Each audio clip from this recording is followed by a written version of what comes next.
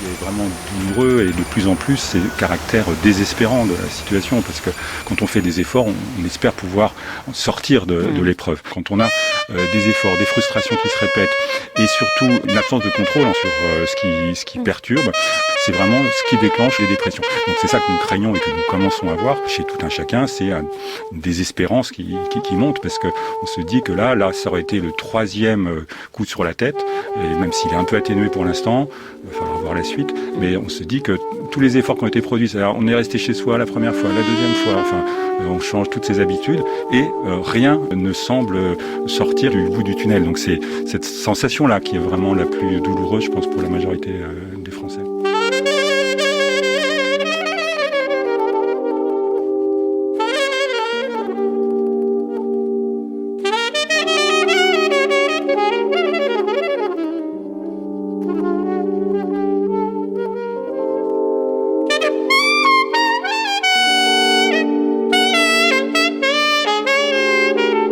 Un message d'Ariane Mouchkine.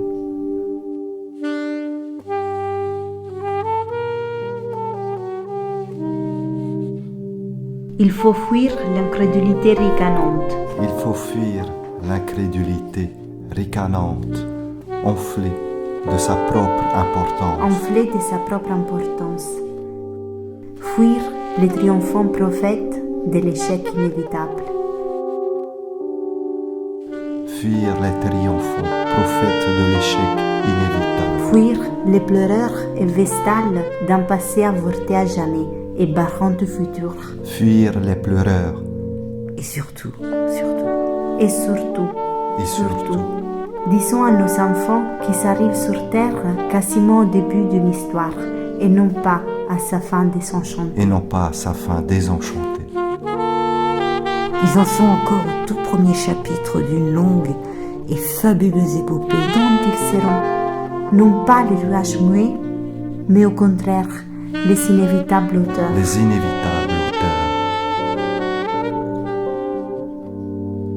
Il faut qu'ils sachent que, aux merveilles, ils ont une œuvre faite de 1000 œuvres à accomplir ensemble, avec leurs enfants, avec leurs enfants et les enfants de leurs enfants.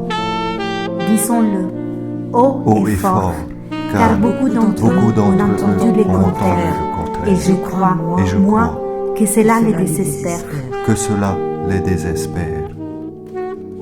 Quel plus riche héritage pouvons-nous léguer à nos enfants que la joie de savoir que la jeunesse n'est pas encore terminée et qu'elle leur appartient. Quel plus riche héritage pouvons-nous léguer à nos enfants que la joie de savoir que la jeunesse n'est pas encore terminée et qu'elle leur appartient.